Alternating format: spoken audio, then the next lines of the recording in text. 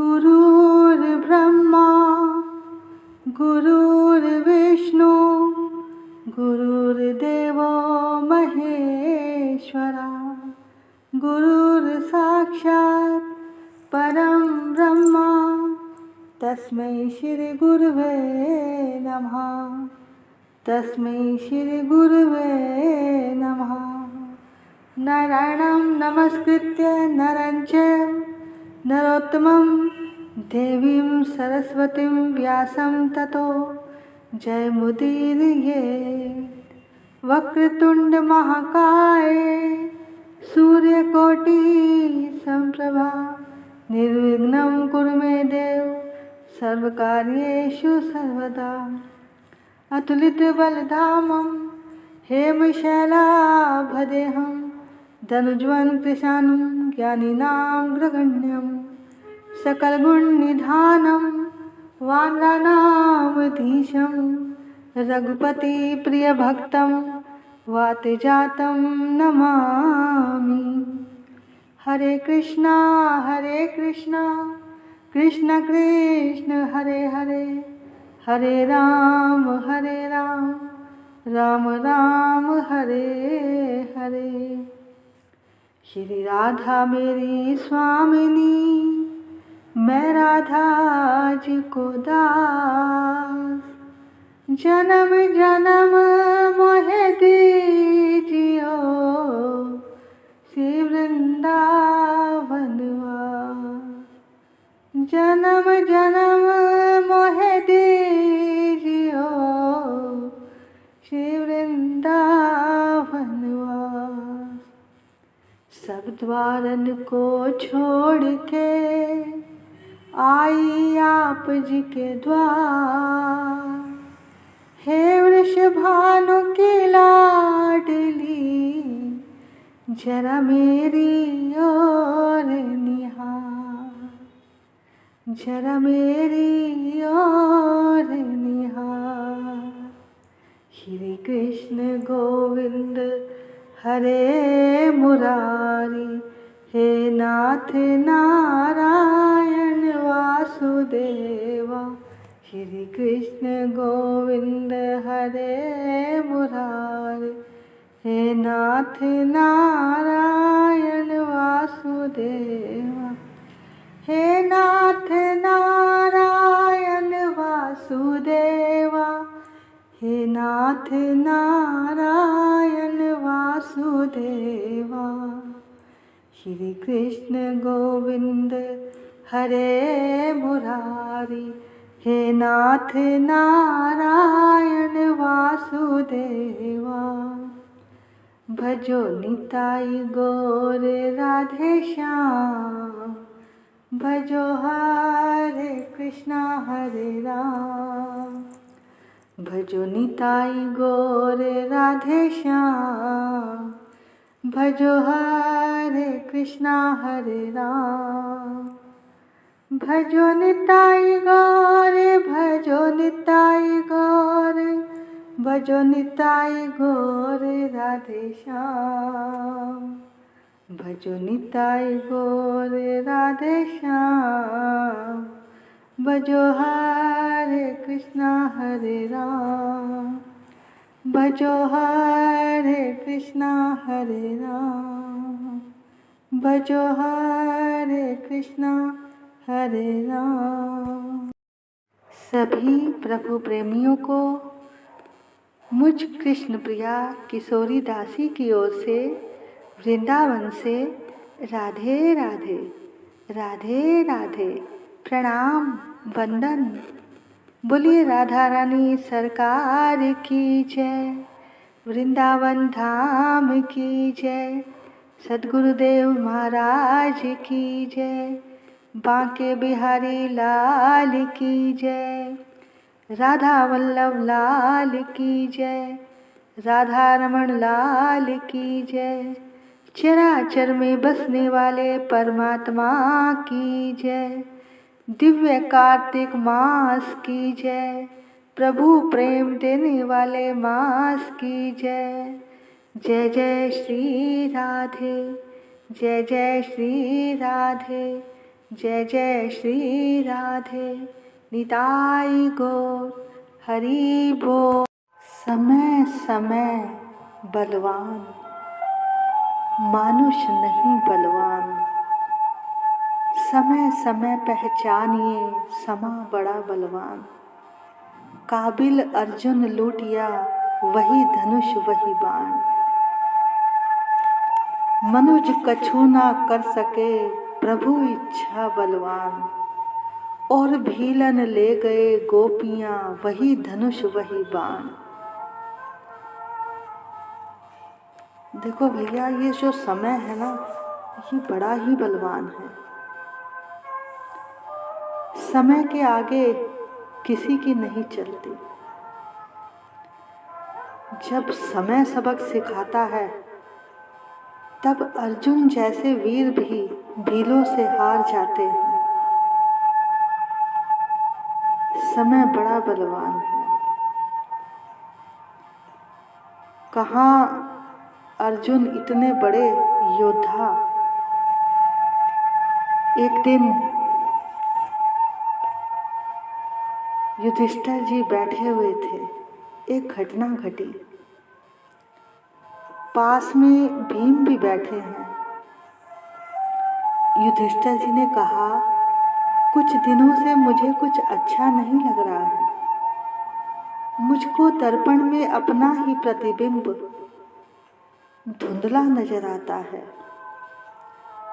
उल्लुओं के बोलने की आवाजें आती हैं और उधर अर्जुन को द्वारका गए 6 महीने हो गए हैं, वो भी लौट कर नहीं आए। तभी कुछ दिनों बाद एक घटना घटी। अर्जुन लौट आए।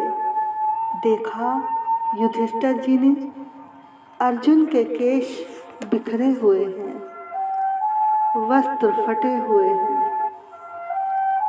मुख पर वो तेज भी नहीं था। युधिष्ठिर जी ने कहा, अर्जुन, तुम्हारे मुख का तेज कहाँ चला गया?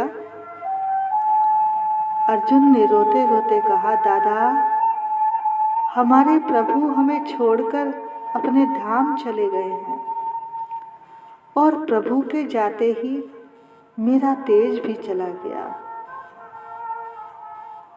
दादा, मैं पहले सोचता था सब कुछ करने वाला मैं हूँ, मैंने महाभारत जीता है, लेकिन आज मैं समझ गया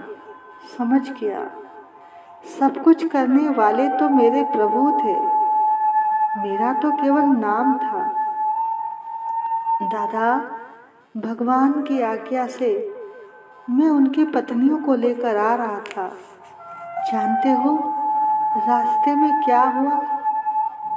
भीलों ने मुझे लूट लिया और मैं लुट गया। युधिष्ठिर जी समझ गए कि अब समय अच्छा आने वाला नहीं है, क्योंकि जब तक उनके साथ भगवान थे, भगवान का नाम उनके साथ था, तब तक उनका समय भी अच्छा था। और अब भगवान के जाते ही कलयुग की शुरुआत हो गई थी। भैया, तभी तो कहते हैं जब भी अच्छा समय हो उसी वक्त हमें अच्छे अच्छे कर्म कर लेने चाहिए। अगर हम तभी अच्छे कर्म कर लेंगे, उनको इकट्ठा कर लेंगे, तो हमारा बुरा समय आएगा ही नहीं। लेकिन जब भी जीव का अच्छा समय आता है तो वो भगवान को भूल जाता है और इसीलिए दुख भोगता है। देखो, संसार के जिन सुखों को इकट्ठा करने में हम सारी उम्र लगा देते हैं, उसे खत्म करने में काल का 1 सेकंड भी नहीं लगता। जैसे समुद्र तट पर छोटे छोटे बच्चे घर बनाते हैं, मंदिर बनाते हैं, पर जैसे ही समुद्र की एक लहर आती है सब खत्म हो जाता है। इसी तरह संसार के जिन सुखों के लिए हम भगवान के भजन को मामूली समझते हैं, तभी तो हम पर संकट आते हैं। देखो, इस मन को संसार में नहीं, उस कृष्ण में फंसाओ। भगवान से मन तभी लगता है जब भगवान खुद उसकी चोरी करता है, और इसके लिए प्रयास तो तुम्हें ही करना होगा। बार बार उनकी गलियों में जाओ, सत्संग में जाओ, कभी तो वो तुम्हें देख ही लेगा। जैसे हमसे कोई अगर नाराज है, हम उसके घर के दरवाजे पर रोज दस्तक देते हैं, पर वह दरवाजा नहीं खोलता, लेकिन तुम उसके दर पर जाना ना छोड़ो। एक ना एक दिन तो वो तुम्हारे लिए दरवाजा खोलेगा ही। इसी तरह से उसको प्रेम से पुकारते चले जाओ, कभी तो वो सुनेगा। बस एक बार उस प्यारे की दृष्टि में आ जाओ। इसके लिए रोजाना कथा सुनो, सत्संग सुनो। जब ऐसा करोगे तो उसे कभी ना कभी तो तुम पर प्यार आ ही जाएगा, पर ध्यान उसी पर होना चाहिए। ये तार फिर टूटना नहीं चाहिए, क्योंकि संसार में अगर किसी भी पदार्थ पर हमारा मन अगर 1 मिनट के लिए भी फंस गया तो ब्रह्म छूट जाता है। गलती 2 मिनट की होती है, पर ये 2 मिनट ही भगवान की और हमारे बीच 2-3 जन्मों की दूरी कर देता है। फिर बड़ा लंबा वियोग सहना पड़ता है। जैसे एक माँ अपने बच्चे की उंगली पकड़कर कहीं मेले में ले जाती है, तो बच्चा किसी खिलौने की ओर देखकर दौड़ता चला जाता है, तो माँ की उंगली छूट जाती है और फिर बच्चा बिछुड़ जाता है। उसको मिलने में फिर बहुत समय लगता है। ऐसे ही अगर दुनिया की कोई भी चीज़ हमें अगर परमात्मा से भी ज़्यादा अच्छी लगती है, तो वो परमात्मा हमसे छूट जाता है। फिर वो तार टूट जाता है, उसे जुड़ने में फिर समय लगता है। जैसे भरत जी कहाँ तो इतने बड़े राजा थे और उन्होंने भजन के लिए, परमात्मा के लिए अपना राजपाट, परिवार, रानियां, बच्चे सब छोड़ दिए और चले गए नेपाल में गंडकी नदी के तट पे भजन करने के लिए। लेकिन भजन करते करते करते उनकी नज़र एक हिरन पे पड़ गई। बस अब उन्हें हिरन से मोह हो गया और भगवान छूट गए। तब उनसे मिलने में उनके और परमात्मा के बीच में 2-3 जन्मों की दूरी हो गई। देखो, जिंदगी में कितने भी सुख भोग लो, ये जीवन कभी नहीं भरेगा। हमेशा कोई ना कोई कमी बनी ही रहेगी।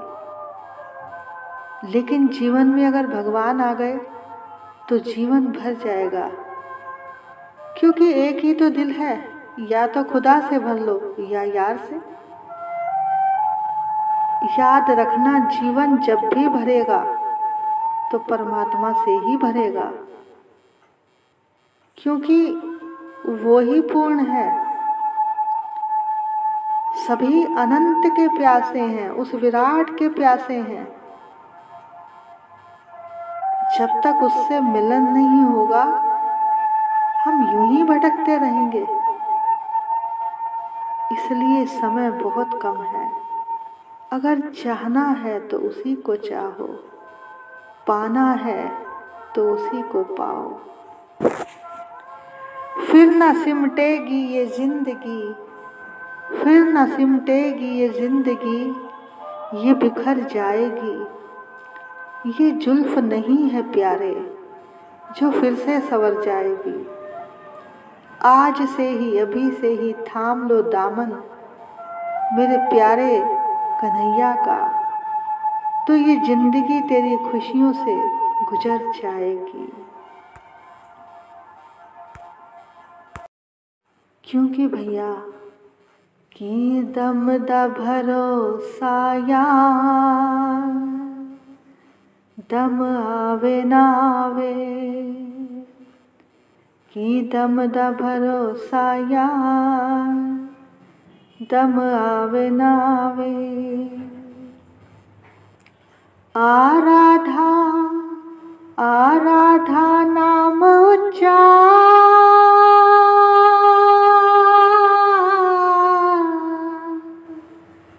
आराधा नाम उच्चार, दम आवे ना आवे। छड़ झगड़ते कर ले प्यार,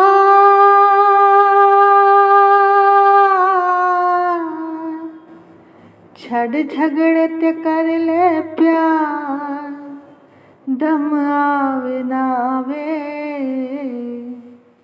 की दम दा भरोसा यार, दम आवे ना आवे। दुनिया नू छड़ यारी शाम नाल जोड़ ले, दुनिया नू छड़ यारी शाम नाल जोड़ ले। दुनिया है झूठी मुख एदे नाल मोड़ ले, दुनिया है झूठी मुख एदे नाल मोड़ ले। नहीं कल दा कोई एतबार,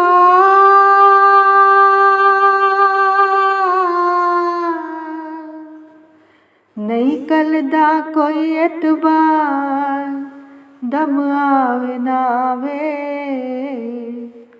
की दम दा भरोसा यार, दम आवे ना आवे। अपने ते सारे सुख सावरे तो वार दे, अपने ते सारे सुख सावरे तो वार दे। दो दिन जिंदगी दे हंस के गुजार दे, दो दिन जिंदगी दे हंस के गुजार दे। नहीं आना दूजी बार,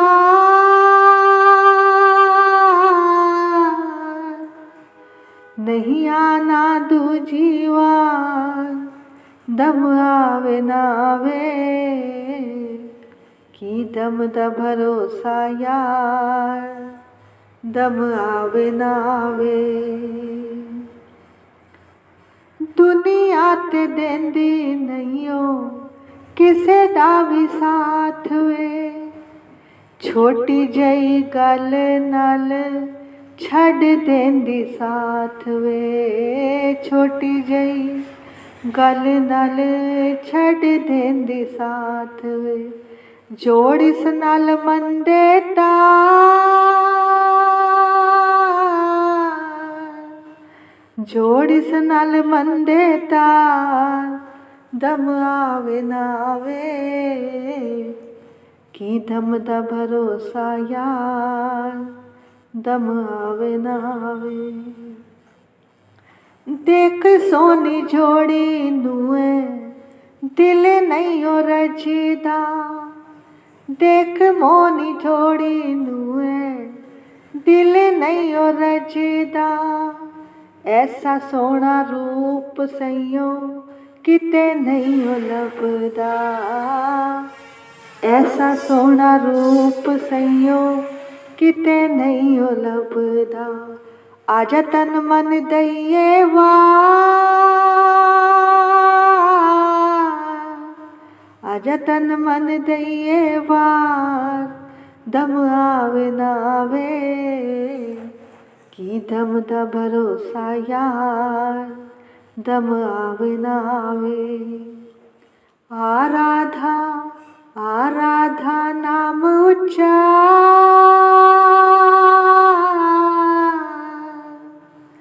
आराधा नाम ऊंचा, दम आवे ना आवे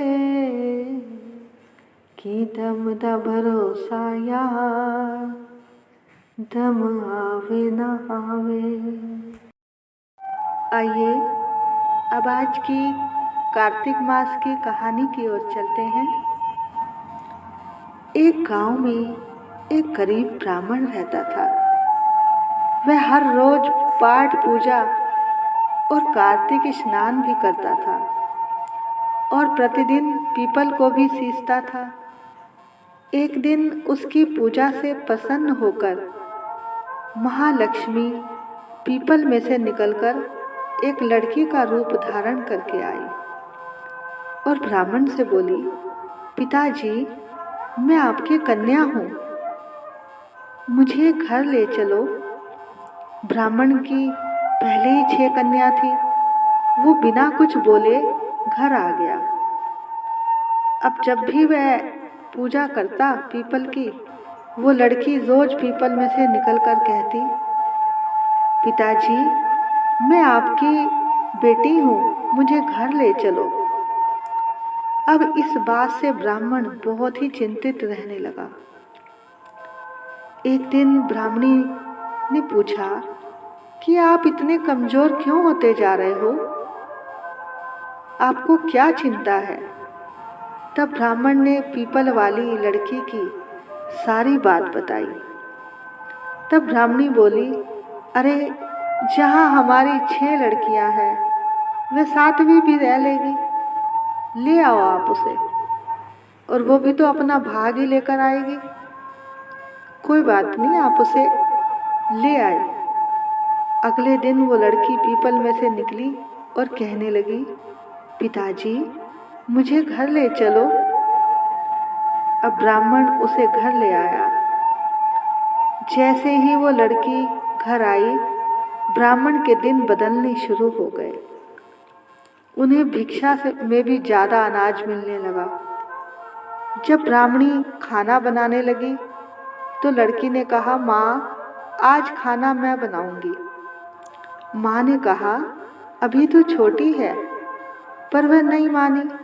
जब वह आटा छानने लगी तो सारी परात आटे से भर गई। अब वो लड़की जिस घर में जिसको भी हाथ लगाती, जिस चीज को, वह कई गुना बढ़ जाती। उसने रसोई में कई प्रकार के पकवान बना दिए। सभी ने उस दिन भर पेट स्वाद से भोजन खाया। अब कुछ दिन बाद ब्राह्मणी का भाई आया। उस कन्या ने बहुत स्वादिष्ट खाना बनाकर भाई को खिलाया। अब ब्राह्मणी का भाई जो था बड़ा खुश हुआ। जब शाम हुई तो लड़की ने माँ से कहा कि तुम कोठरी में एक दीपक जला दो, मैं आज कोठरी में ही सोऊंगी। माँ ने कहा, अरे तू छोटी है, डर जाएगी। वे बोली, नहीं, मैं ही सोऊंगी। जब आधी रात हुई, लड़की ने कोठरी में देखा तो सारी कोठरी अन्न धन व भंडारे से भर गई उसकी दृष्टि पड़ते ही। अब वो जाने लगी घर से बाहर तो ब्राह्मण की नींद खुल गई। वो बोला, बेटी, कहाँ जा रही हो? तब उस लड़की ने साक्षात दर्शन दिए, लक्ष्मी का रूप धारण करके। अब ब्राह्मण को लक्ष्मी जी के दर्शन हुए। बोलो लक्ष्मी माता की जय। बोली, मैं तुम्हारी दरिद्रता दूर करने आई थी। तुम इतने दिनों से पीपल की सेवा कर रहे थे और गंगा स्नान को जाते थे। कार्तिक का महीना चल रहा है और तुमने बहुत अच्छे कर्म किए हैं, इसीलिए मैं तुम्हारे यहाँ आई थी। अब जब सुबह ब्राह्मणी उठी तो उसने सारे घर को अन्न धन से भरा हुआ पाया। हे लक्ष्मी माता, जैसे आप ब्राह्मण पर प्रसन्न हुई, ऐसे हम सब पर भी प्रसन्न होना और कथा सुनने वाले सबके भंडार भरना, सब पर कृपा करना। बोलो लक्ष्मी माता की जय। अब हम कार्तिक मास के महात्म की ओर चलते हैं। प्राचीन समय की बात है, देव ऋषि नारद ने कहा, हे राजन, अब मैं आपको मंदिर में दीपदान और झाड़ू लगाने का महात्म बताता हूँ। चंद्रवंश में एक अत्यंत प्रतापी और प्रभु भक्त राजा जयध्वज उसका नाम था, वे हुए।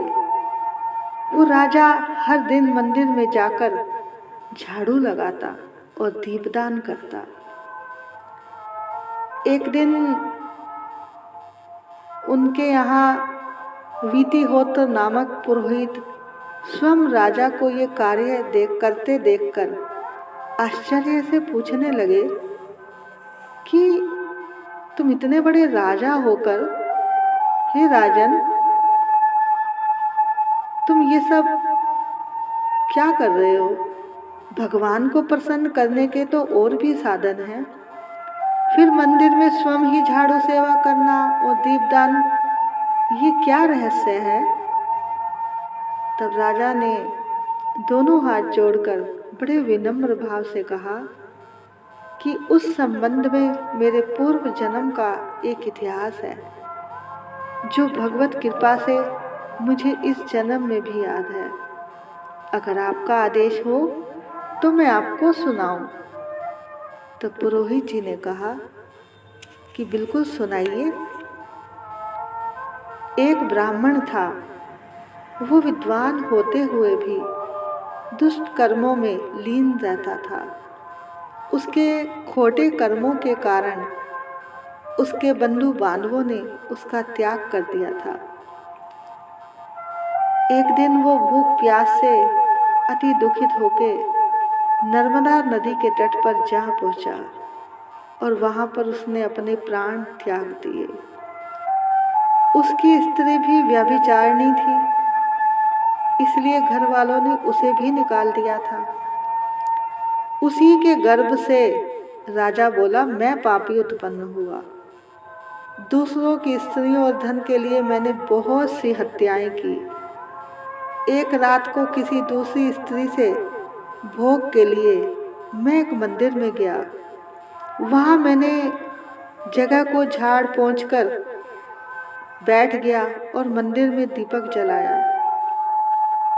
उस सूने मंदिर में दीपक जलता हुआ देखकर वहां के ग्रामवासी वहां आ पहुंचे और चोर तथा डाकू समझकर मुझे डंडों से इतना मारा कि वहीं मेरे प्राण छूट गए। प्राण निकलते ही भगवान के दूत वहां पहुंच गए। सुंदर विमान में बिठाकर मुझे बैकुंठ ले गए।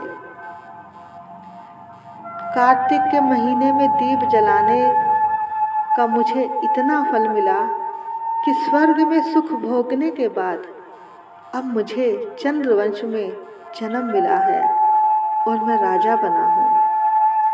यही श्रद्धा पूर्वक कार्तिक के पूरे महीने में अगर दीपदान किया जाए और झाड़ू लगाई जाए तो कितना अच्छा हो। इसी वजह से मेरा कल्याण हो गया। अब देव ऋषि नारद जी कहते हैं कि दूसरे का दीपक जलाने का महत्व सुनो। मनुवंश के प्रतापी राजा रैवत के पुत्र भद्र बुद्धि के पुत्र का नाम सुदर्शन था। वह बहुत सुंदर और प्रतापी था। भद्र बुद्धि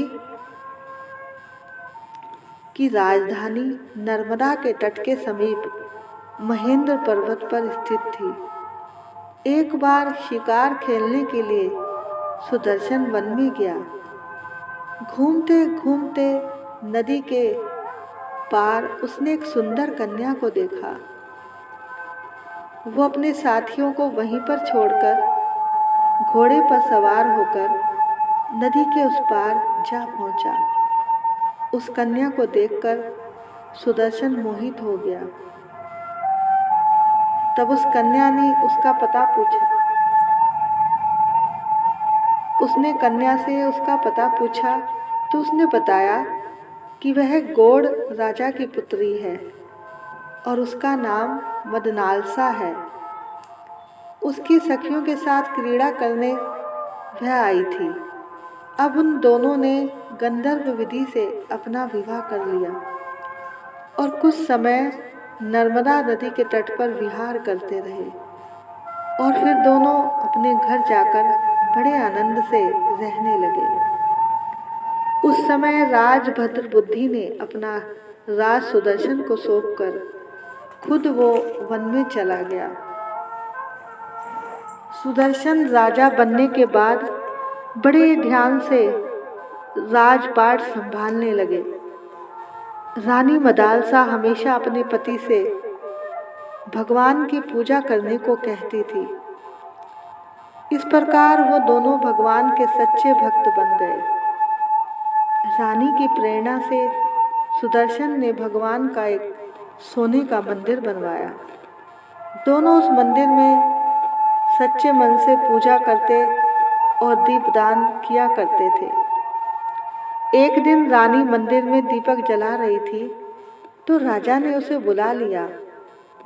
रानी को वापस आने में थोड़ी देर हो गई तो क्रोध में आकर राजा ने कहा, तुम तो कहती थी कि पति ही स्त्री का देवता होता है, फिर दीपदान करने में इतनी देरी क्यों लगाकर तुमने मेरा इतना अनादर क्यों किया? यदि देरी का कोई और गुप्त कारण है तो कहो। तो रानी बड़े स्नेहपूर्वक कहने लगी, महाराज, मैं दीपदान का महात्म्य सुनाती हूँ। तो रानी ने कहा, पिछले जन्म में मैं एक चुईया थी। मैं गोदावरी के तट पर एक मंदिर में रहा करती थी। एक बार रात को मंदिर में दिए की बत्ती छोटी होने के कारण दीपक बुझने लगा था और घी खाने के लालच में मैंने मुंह से बत्ती को उठाकर खा लिया। ऐसा करने से मेरा मुंह जल गया और मेरी मृत्यु हो गई। इसलिए इस जन्म में मुझे इतना रूप मिला और मैं आपकी रानी बन गई। ये सुनकर राजा ने आजीवन कार्तिक मास स्नान करने का और दीपदान करने का निश्चय किया और अंत में वो दोनों वैकुंठ के अधिकारी हुए। तो भैया, ये था कार्तिक मास का महात्म, दीपदान करने का महात्म। भैया, आप सब लोग भी अपने घरों में सुबह शाम तुलसी जी को दिया जलाया करो। अगर आसपास कोई मंदिर हो तो वहाँ जाकर दिया जरूर जला कर आए। और कोई नदी या गंगा यमुना किसी तीर्थ स्थान में हो तो वहाँ भी जाकर आपको दीपदान करना चाहिए।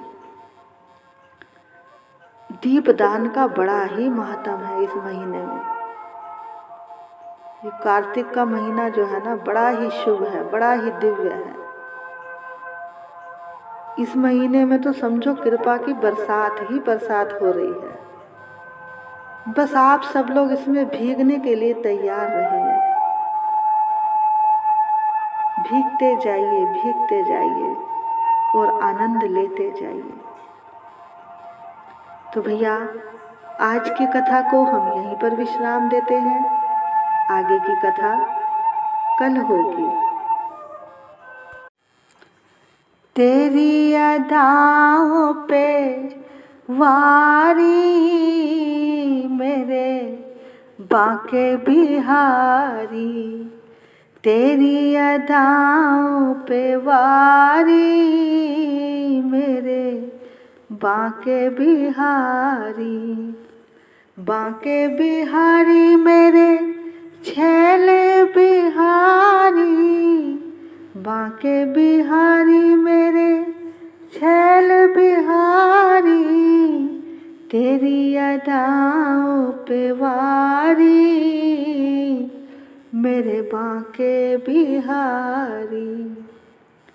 तेरी चाल निराली सांवरिया, तेरी चाल निराली सांवरिया, तेरी बात निराली सांवरिया, चरणों पे जाऊं बलिहारी, मेरे बांके बिहारी। तेरी अदाओं पे वारी, मेरे बांके बिहारी। श्याम रंगीले बनवारी हो, गोवर्धन प्यारे गिरधारी हो, तेरी चौखट पे मैं वारी, मेरे बांके बिहारी। तेरी अदाओं पे वारी, मेरे बांके बिहारी। नैना है तेरे रस के प्याले, जो देखे हो जाए मत वाले, सूरत पे जाऊं बलिहारी, मेरे बांके बिहारी। तेरी अदाओं पे वारी, मेरे बांके बिहारी। रसिया प्यारे रस के सागर, आज मेरी भी भर दो गागर, ये जान भी तो पे वारी, मेरे बांके बिहारी। तेरी अदाओं पे वारी, मेरे बांके बिहारी।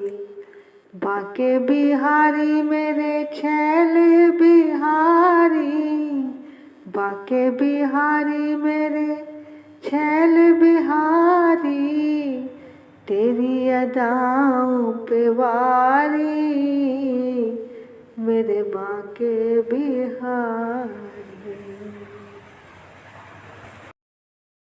ओम जय जगदीश हरे, स्वामी जय जगदीश हरे। भक्त जनों के संकट, दास जनों के संकट, क्षण में दूर करे। ओम जय जगदीश हरे। जो ध्यावे फल पावे, दुख बिन से मन का, स्वामी दुख बिन से मन का, सुख संपत्ति घर आवे, सुख संपत्ति घर आवे, कष्ट मिटे तन का। ओम जय जगदीश हरे। मात पिता तुम मेरे, शरण पड़ूं मैं किसकी, स्वामी शरण पड़ूं मैं किसकी। तुम बिन और ना दूजा, तेरे बिन और ना दूजा, आस करूं जिसकी। ओम जय जगदीश हरे। तुम पूर्ण परमात्मा, तुम अंतर्यामी, स्वामी तुम अंतर्यामी। पार ब्रह्म परमेश्वर, पार ब्रह्म परमेश्वर, तुम सबके स्वामी। ओम जय जगदीश हरे। तुम करुणा के सागर, तुम पालन करता, स्वामी तुम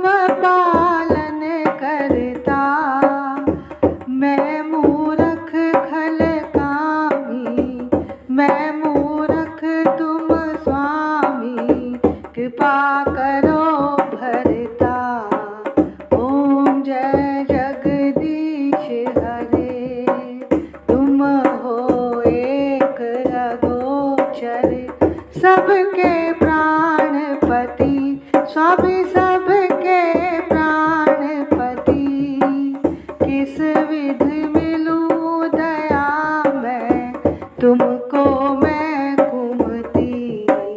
ओम जय जगदीश हरे, दीन बंधु दुख हरता, ठाकुर तुम मेरे, स्वामी रक्षक तुम मेरे, करुणा हस्त बढ़ाओ, अपनी शरण लगाओ, द्वार पड़ा तेरे। ओम जय जगदीश हरे, विषय विकार मिटाओ, पाप हरो देवा, स्वामी कष्ट हरो देवा, श्रद्धा भक्ति बढ़ाओ, श्रद्धा भक्ति बढ़ाओ, संतन की सेवा। ओम जय जगदीश हरे, श्याम सुंदर जी की आरती जो कोई नर गावे, स्वामी जो कोई नर गावे, कहत शिवानंद स्वामी, कहत शिवानंद स्वामी, मन वांछित फल पावे। ओम जय जगदीश हरे, ओम जय जगदीश हरे, स्वामी जय जगदीश हरे, भक्त जनों के संकट, दास जनों के संकट, क्षण में दूर करे। ओम जय जगदीश हरे। तुलसा महारानी नमो नमो, ठाकुर मन भानी नमो नमो, हरि जी की पटरानी नमो नमो, मेरे श्याम जी की प्यारी नमो नमो, मैं तो जाऊं बलिहारी नमो नमो, तेरी जोत जगाऊं नमो नमो, तेरी आरती गाऊं नमो नमो, तेरा हरि यश गाऊं नमो नमो, तुलसा महारानी नमो नमो, ठाकुर मन भानी नमो नमो, हरि जी की पटरानी नमो नमो, जो तुलसा तेरी शरण में आवे, मुँह मांगा फल सब कुछ पावे। हो मैं तो जाऊं बलिहारी नमो नमो, तुलसा महारानी नमो नमो, हरि जी की पटरानी नमो नमो, धन तुलसी पूरण तप कीना, हरि चरणन अर्पण मन कीना, शालिग्राम जी की प्यारी नमो नमो, तुलसा महारानी नमो नमो, जो तुलसी तेरी आरती गावे, बस बैकुंठ अमर पद पावे, तेरी महिमा सबसे न्यारी नमो नमो, तुलसा महारानी नमो नमो, हरि जी की पटरानी नमो नमो। बोलो तुलसा महारानी की जय, कार्तिक मास की जय, बांके बिहारी लाल की जय, राधा वल्लभ लाल की जय, राधा रमण लाल की जय। देखो भैया, ये आपका कार्तिक मास की रोज की कथा का महात्म और तुलसी आरती, उसका पूरा पैकेज तैयार कर दिया है। बस आपको रोज़ सुबह ब्रह्म मुहूर्त में उठना है, उठकर स्नान करना है और इस कथा को बड़े ही प्रेम से और भाव से सुनना है।